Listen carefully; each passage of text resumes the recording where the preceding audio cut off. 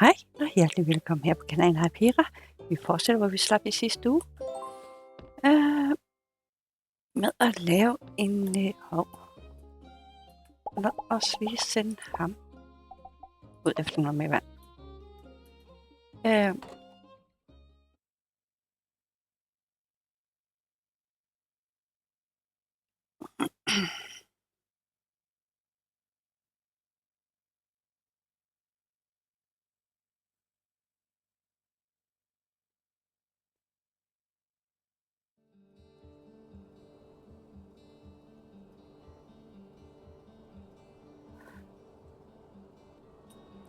Med at hvad nu det hedder,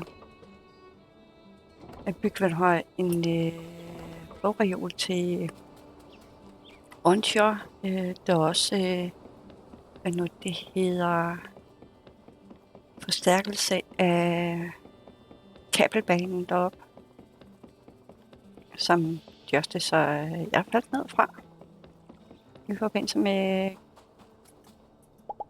Gecko Station skulle undersøges.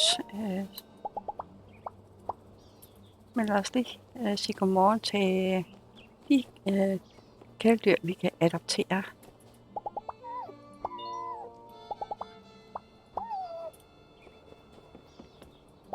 Samt hvad nu det hedder, nogle af alle de andre NPC'er, som jeg synes er lidt vigtigt, vi får venskabet op med. Der var Banjo.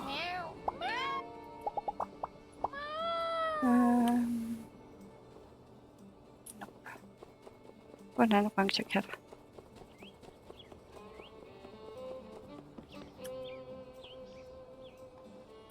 Ikke der.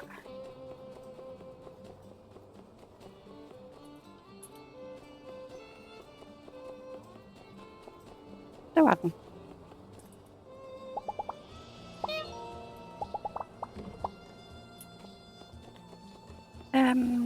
Sådan finder vi nok her på vej op til, hvad nu det hedder, Pebbles og Rocky og Crystal.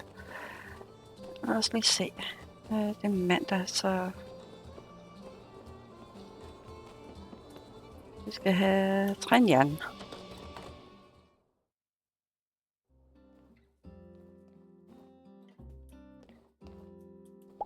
Hey there. Og hun er her i landet.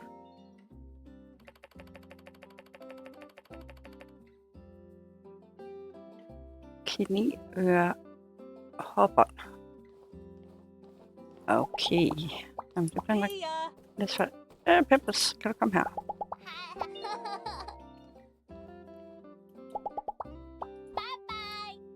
I må endelig skrive ned i kommentaren, hvis det er, at jeg kommer hurtigt ud af lidt for hurtigt ud af dialogerne, og ikke kan nå at læse dem.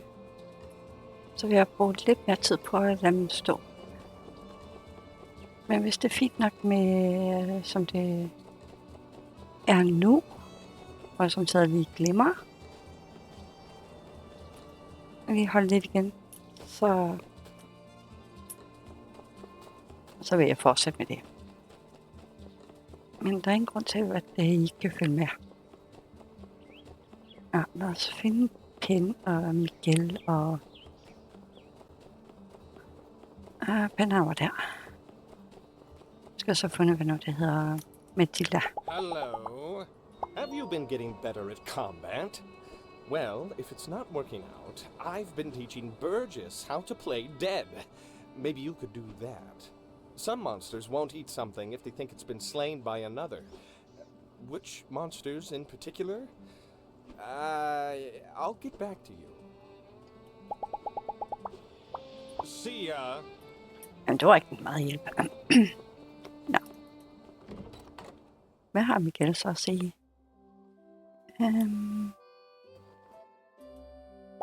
Hi. I always take note of who's doing what around here. The church appreciates outstanding citizenry as much as anyone else. Goodbye. Ret at vide. Så var jeg ikke lige havde hovedet med. Så er det Matilda og Sandy og Rocky. Og kaptajnen. Og der var Mathilde, og kaptajnen er lige derovre. Super.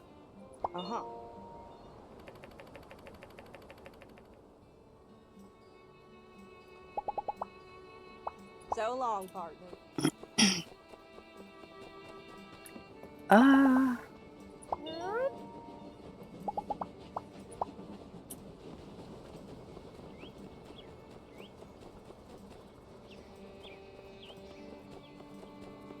jeg har fundet jern. Sjovt, at jeg kan støtte på Sandy nu, det plejer jeg at gøre.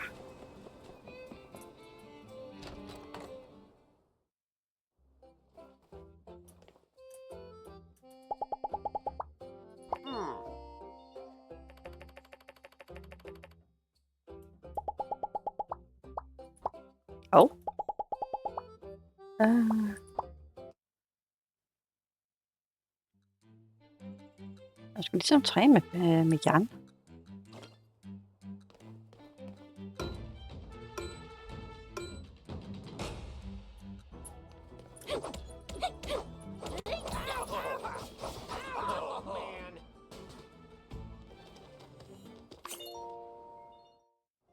Howdy! 5. Hvordan ser det ud? Jern, altså.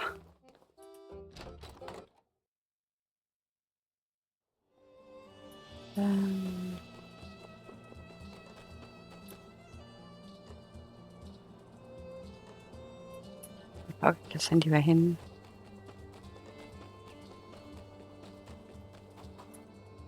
Der.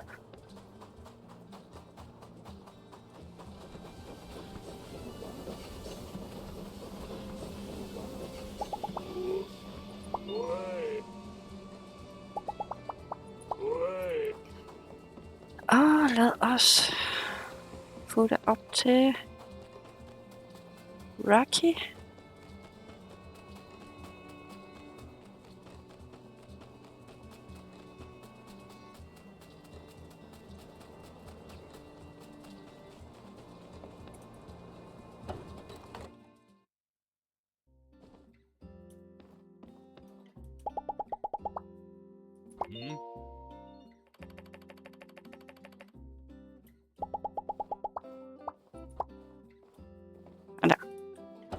Så har vi en have og en postkasse, garanteret.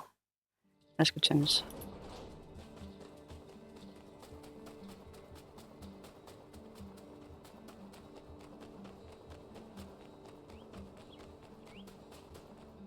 Nu skal vi kigge på postkassen. Heidi.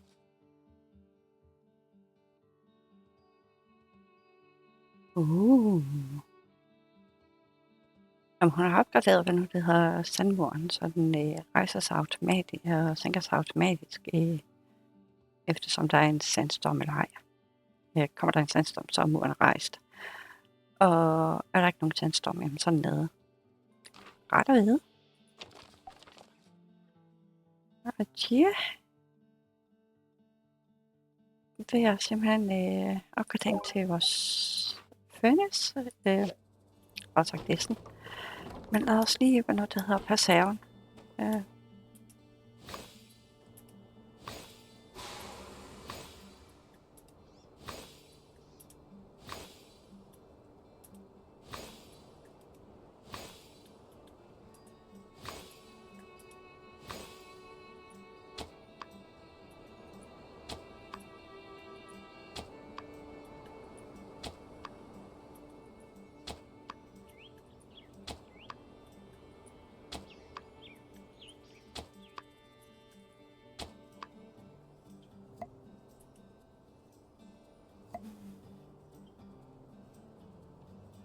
Lad os tage de her sandix.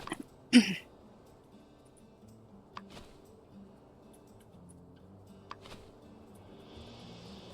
tror, det er form for noget porre.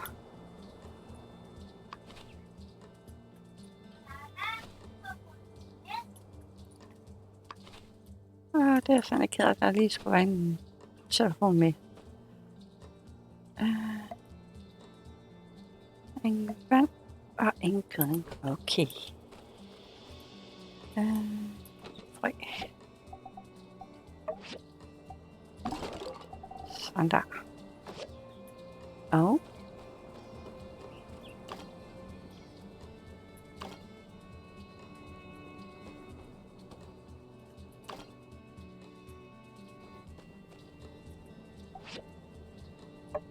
lad os opgradere.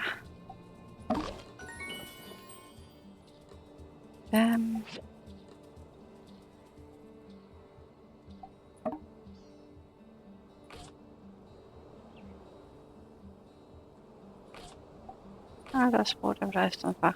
Dem har flest af. Hey. Hold da.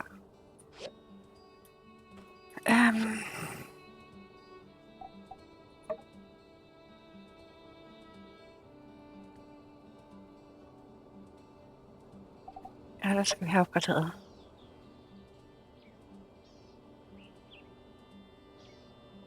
Vi skal have 3 af dem tandhjul der, og så skal vi have 2 manganese stål.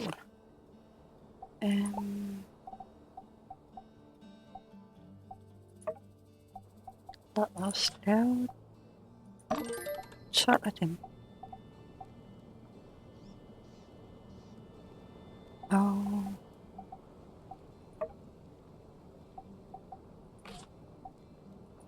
12 af dem. Og for at være sikker.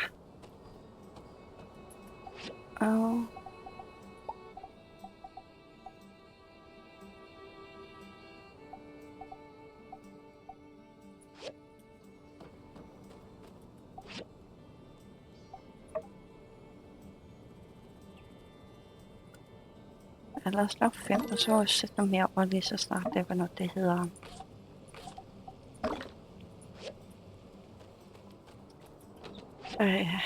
SNF er klar til det. Sådan der. Og så lad os få udforsket grinderen.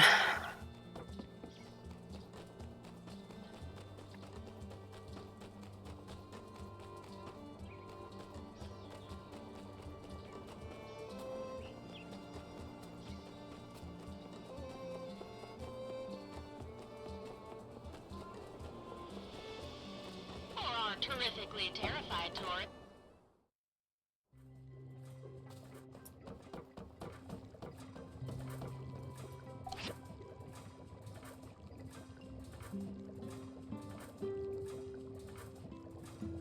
Den har vi da udforsket.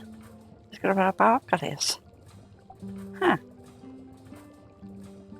Jamen, så kan du udforske den der.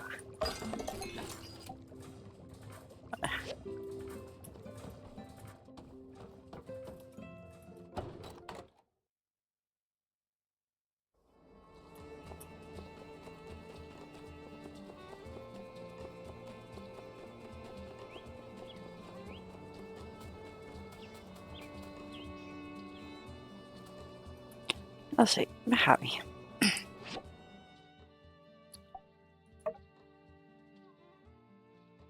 Det er den, kan man lige nu. Og det var teleskopet.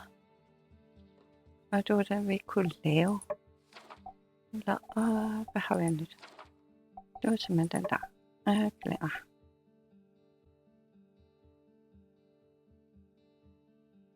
Ja. Research Center. Så skal jeg op, når jeg er kl. 6. Events. Hvad har vi nu? Ja. Det var den der robot, der vi opgraderet, som er blevet brugt til at bygge broen med.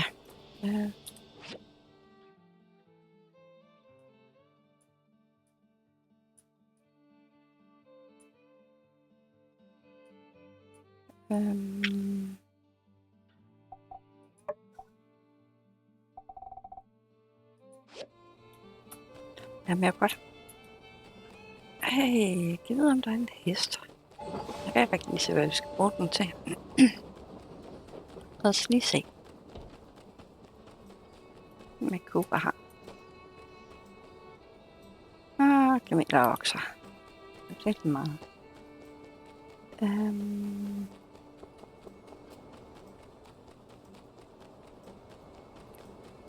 Hvad skulle vi igen bruge til, hvad nu der hedder? Grinderen.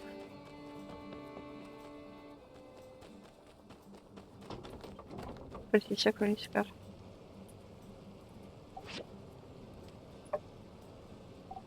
Jo, det var de to der. En stol bare, så hvad nu det hedder. Tandhjul.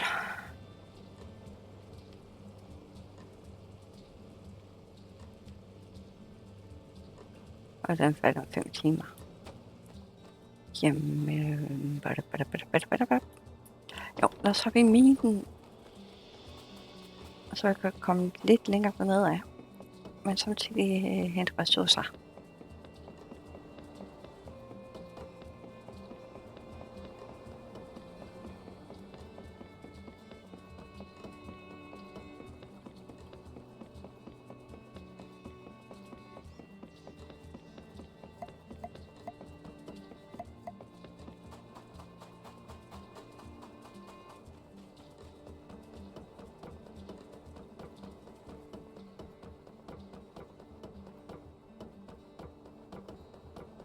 Men jeg er lidt ked af, hvis spillet det lægger lidt.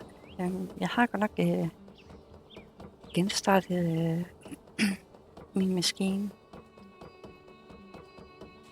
Jeg tror ikke, jeg skal kigge på den.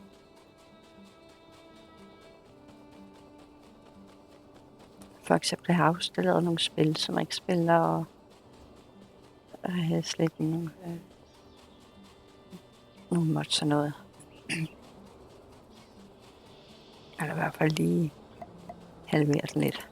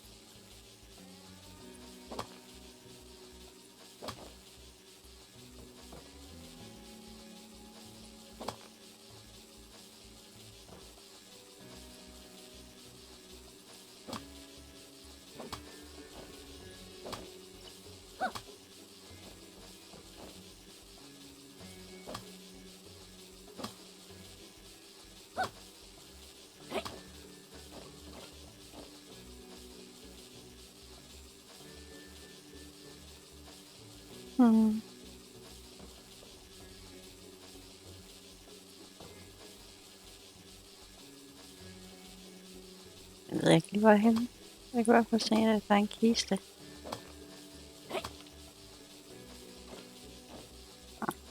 Lad os komme ud igen. Uden at blive sappet. Og nej, det gik smertefrit.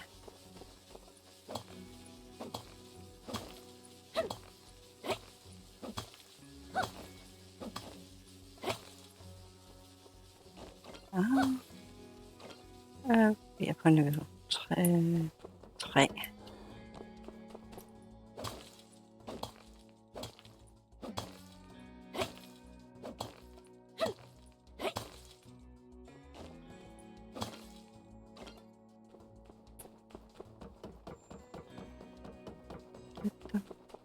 Der er noget her.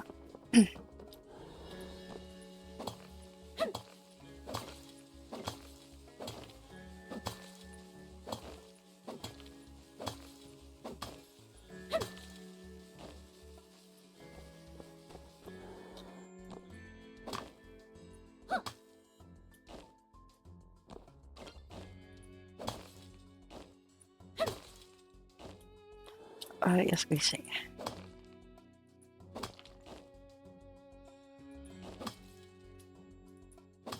Okay, pyha.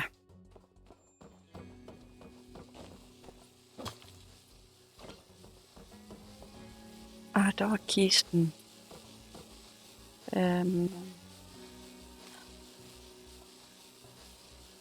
Den lader være. Jeg har ikke lyst til at blive sappet.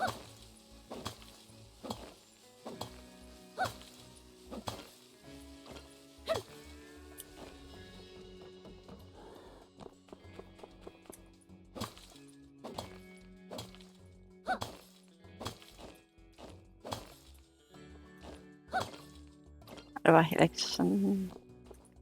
Jeg skal snart op og se. Jeg skal jo mødes med mine andre, for der var hos Chi.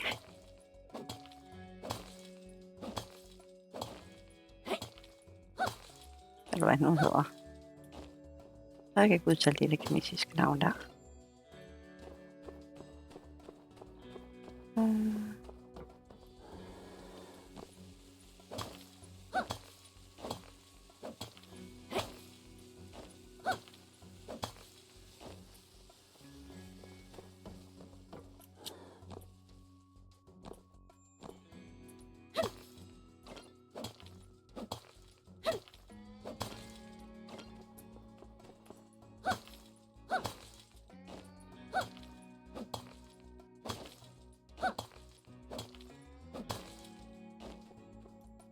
Og jeg tænker simpelthen, når det er, vi har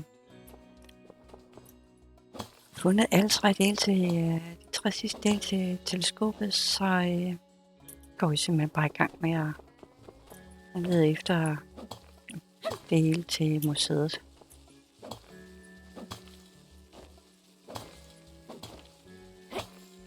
Er der mere? Ja. Der skal nemlig graves.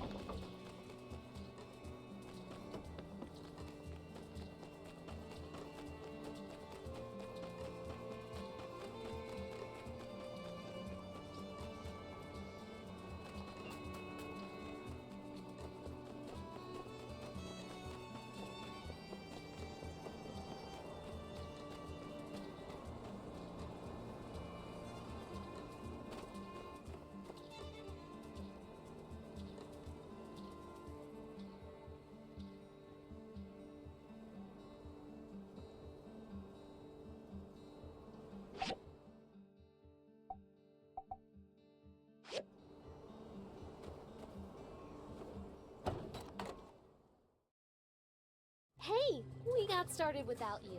Hope you don't mind. So, yeah, like I was saying, I've tried everything. Drilling, heat, dropping it off the crane lift. Yes. I don't suppose you have a steel ball on you, do you? Oh, sure, but...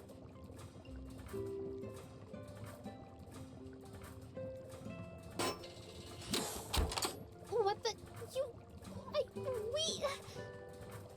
Here's your bar back. Thank you, Director. Whoa, look at all this old stuff. And there's a letter.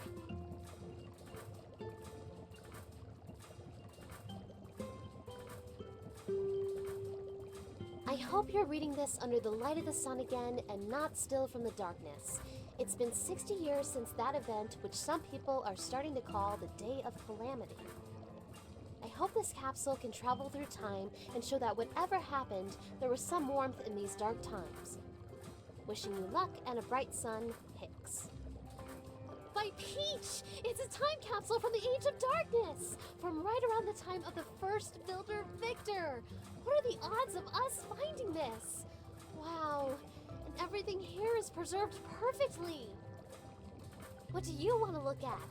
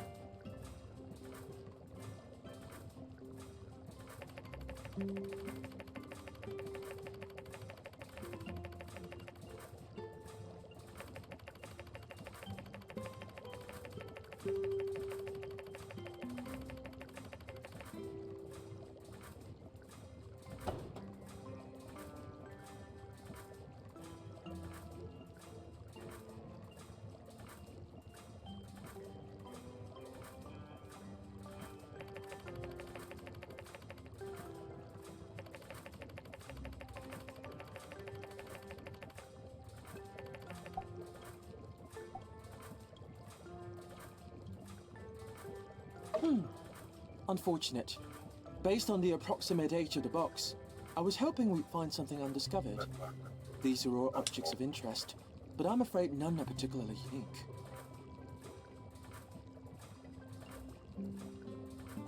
This letter has a bunch of stuff about gangs and hurting people. Director, was the Age of Darkness really that bad? Ah, I hadn't realized you had failed your history classes. How surprising.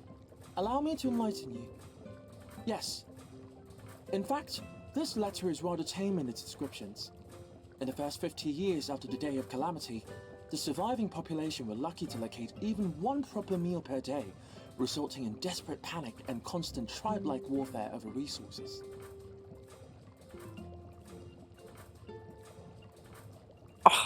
Lidt voldsomt, Dan. Right, Moi. In combination with the poor nutrition, poor hygiene, and lack of sunlight, which led to various physical ailments and illnesses, the result was the lowest average life expectancy in human history. All in all, the era is quite suboptimal for research, and I, for one, am rather glad to exist currently. Gosh, that sounds so horrible! But at the same time, it really is amazing there were people back then like Hicks here who never lost hope. Can you imagine? If it wasn't for heroes like Hicks and Peach, we might still be underground and worrying about where our next meal might come from. Director... Social history is not exactly an interest of mine. I suggest if you have more questions, you do your own research or someone who cares. Sure, Director. Thanks for all your help. Wow, what a find! I knew a bit about the Age of Darkness, but this is my first time getting such a hands-on experience with history. We need to try hard to carry on the legacy of these people from the past. That gives me an idea. Say, why don't we make our own time capsule? It could be our chance to contribute our knowledge and experiences to the people of the future. Director, could you draw us out a... No. Fine. I mean, it's just a box. How hard could it be to come up with a design? Why don't you let me figure out what it's made of, and I'll send you a diagram as soon as possible.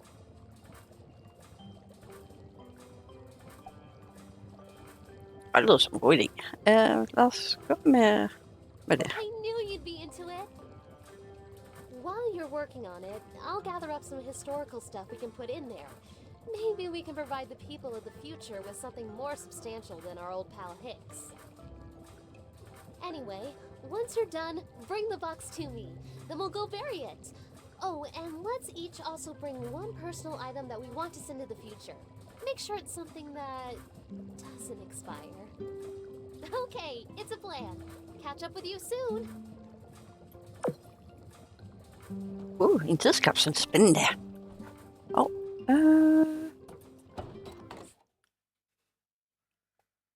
Lad os se. Hej, Unsuure. Farvel, Unsuure. Nå, hvordan ser det ud med... Pomade fuel joyride through the hairscape. de der bronzerør? Ja, jeg går jo færdig med at samle vand, så lad os få tømt kassen her. Sådan der.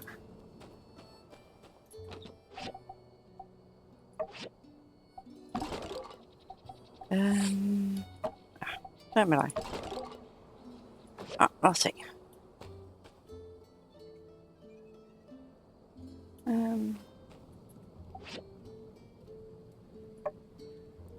Ja, lad os prøve at lave dem. Lad os lave. Ej, det er jo alle vores skove bare. Det går ikke. Lad os lave 5. Nej. Lad os lave på regionen.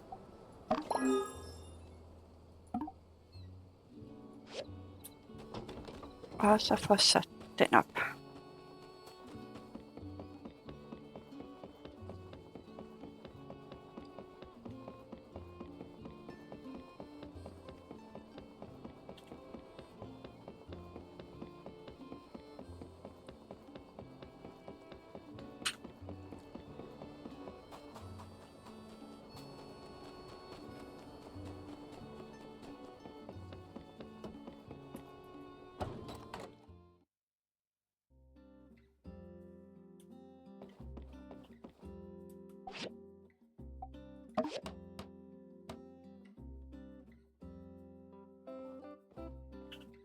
Hey, I was at work and I heard someone come in because my house is next door, and I'm glad it's you and not someone else.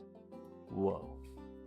You really pulled all the stops out on this one. Books, rocks, heck, you could just put about anything in there. Let me just collect all my rocks here, and we can take this bad boy for a test display. Cool. Say, do you want to stick around for a bit? I mean, maybe you could help me decide which rocks to put where. Lad os gøre det. Jeg springer over. Lad os gøre det. Alright, cool. Let me just put on some tunes to set the mood. So, the short of it is, I like to organize the rocks into 3 categories. High, mid, and low tier. The highest tier represents the rocks I like the best. The mid tier represents the ones I think are alright, and definitely deserve a seat at the table, rock shelf. And low tier, well, those rocks I'm not a super fan of, but I'm sure other people like. Let's start with the top. First we got onyx, painite, zinc, and then this one. I don't know what it is. Onyx is dark and mysterious. It's pretty shiny, reflects light, makes you kind of wonder about the universe. Next is painite. Despite the name, it's really got nothing to do with pain. It's just a nice red rock. I've only ever found one before. She said it's super rare, maybe the only one in the world. So I guess you could say this rock is unique. Then there's zinc. Zinc is really useful. It's found in the wirings of our telegraphs, street lamp posts, Why, even the firing pin in our Civil Corps pistols are made of zinc. I'd hate to live in a world without zinc. Last but not least is this one. Well, I had some stuff to say about the other ones, but not this one. Oh, ready to choose your favorite? And hey, in case you didn't think the stakes were high enough, despite it already being in high tier, why don't we also choose the rock that makes us think of each other? I'll go first. I choose painite, because it's the best rock, and you're the best rock.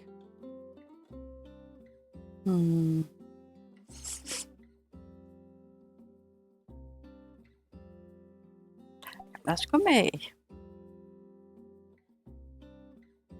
There hjertemuligheden. can only be one best rock by definition, and I already said it was you. Okay, now you go.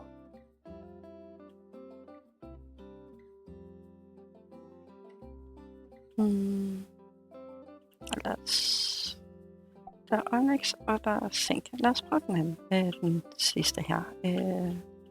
Den anden. Ah, interesting choice. The other one. I guess this one's like, no one ever saw it making it to high tier. It's the rock that subverts your expectations and then flips them upside down again. The underdog rock. I love a good underdog tale. An undertale, if you will. So that's what you think of me? The underdog? I'm honored. Nice. They look good up here. High and mighty. Wondering what the peasant rocks are up to. Sorry, that was out of line. All rocks are great. Next is mid-tier. We have sulfur, selenite, and coal. Sulfur is toxic. I just like the way it looks. It's slightly toxic to touch, but definitely don't lick this one. It would make you pretty sick. Well, Captain licked it once and got sick. Guess it hasn't been tested on humans yet. I just wouldn't. Next is selenite. Some people call it selenite rose. Couldn't really recommend licking it either. I mean, maybe once or twice is fine. It's pretty much just salt. It'll dissolve if you lick it too much. Then you've got nothing, except maybe a tummy ache. Lad os tage den midterste igen. Well, I just always thought they are. I never thought I'd have to convince anyone of it. Glad to know you're on the trolley now, though. Last, but again, not least, is coal. I place coal in the mid-tier because I just kind of like it. I mean, it is kind of an ugly chunk of gunk, only good for being used up, and then when it is, it harms the environment. But on the plus side, it's coal. I'm all picked out, I think. You're gonna have to fly solo from here on out, I think. Which one makes you think of me?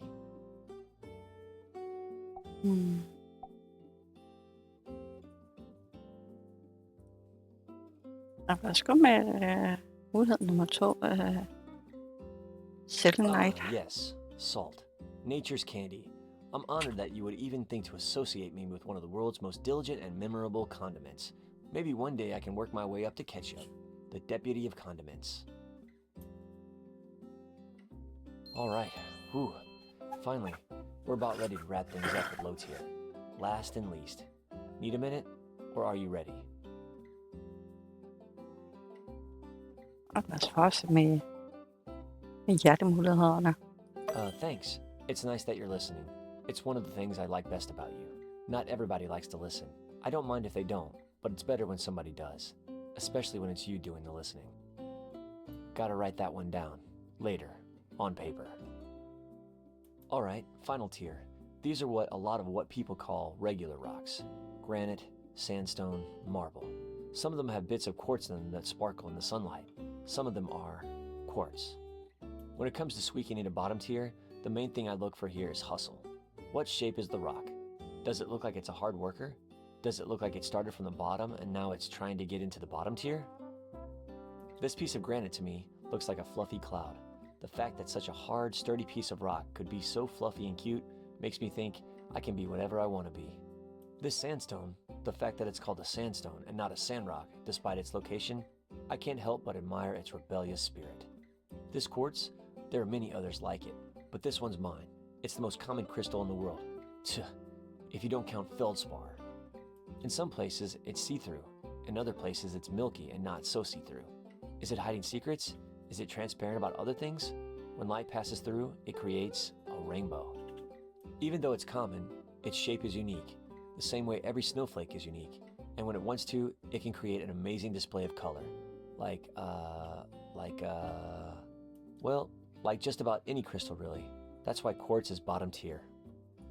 So now I ask, which of these do you think represents us? Sorry, I keep changing the rules of this game and stuff. I kinda just made it up on the spot. Need to work out the bugs. So yeah, which one is us?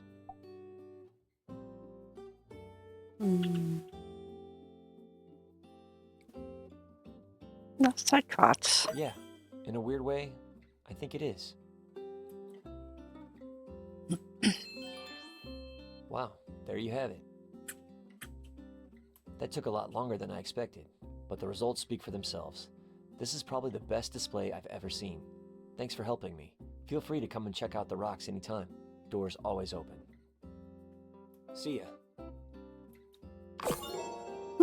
Godt ud. Lad os så se.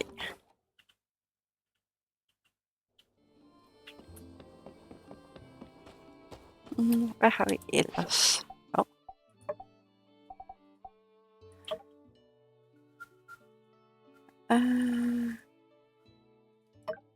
Lad os følge den.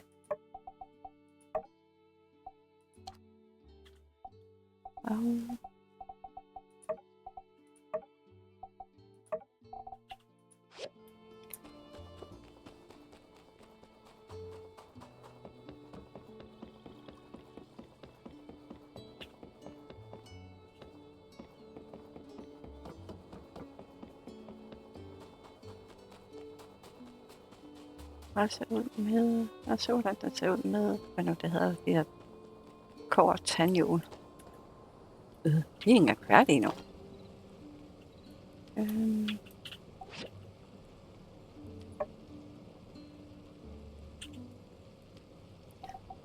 Ja, derfor.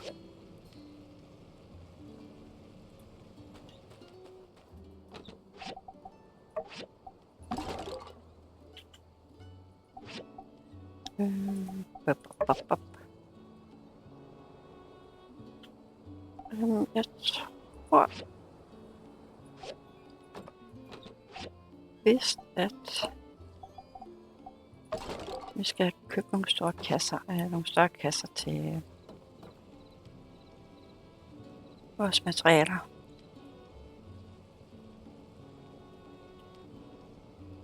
Og dem kan jeg jo kun købe hos den mystiske salgsmand.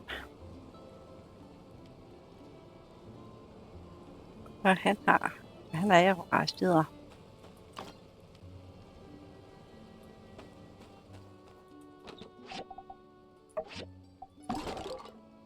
Ja, jeg ved om det er nok til vi kan... Ja. Lad os gøre det. Og...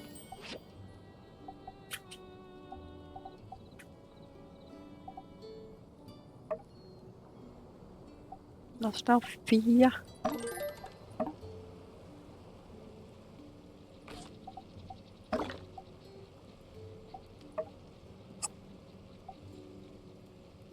Og 4 af dem.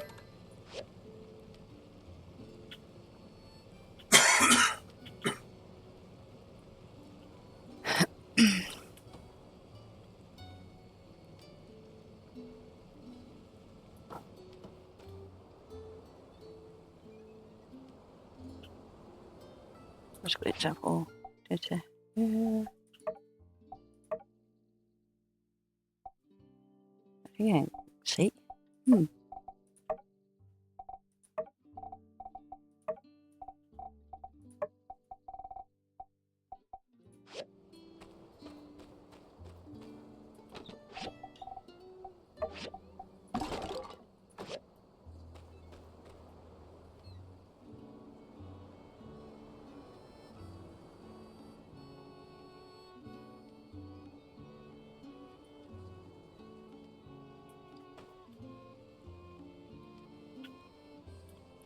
Jamen lad os altid smide.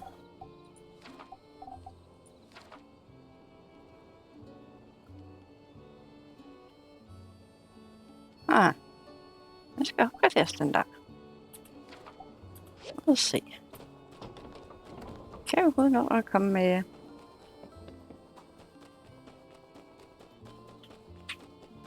inde i Heidis værksted, så at sige. Eller tegnestudie, eller arkitektbureau. Jo.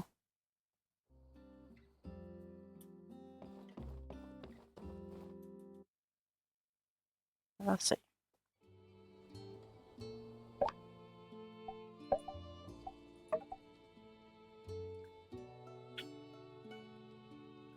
Okay, det er lidt et problem, jeg har. For vi skal have 10 bronzeplader og 5 mikrochips.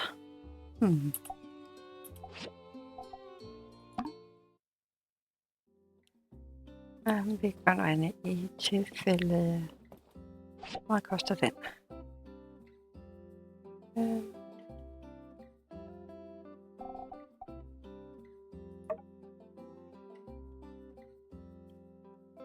Jamen, det var næsten alle. Vi venter lidt.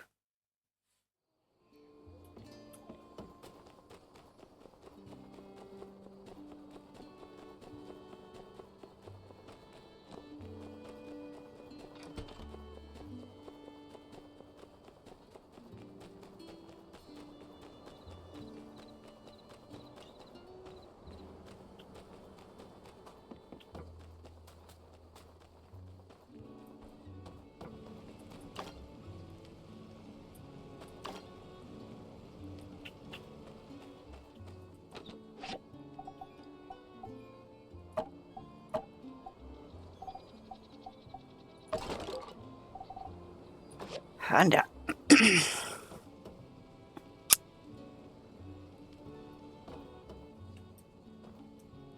Jamen, jeg håber, I kunne lide det, så I er velkommen til at smide et like, kommentar, spørgsmål, forslag. Hvad I nu ellers har lyst til at spørge om eller foreslå. Det er selvfølgelig op til jer selv, hvad I vil, og I er også velkommen til at følge kanalen, hvis I ikke allerede gør det. Det vil betyde utroligt meget for min kanal og jer. Og til vi ses i mine fremtidige videoer, kan I have det rigtig godt så længe. Hej hej!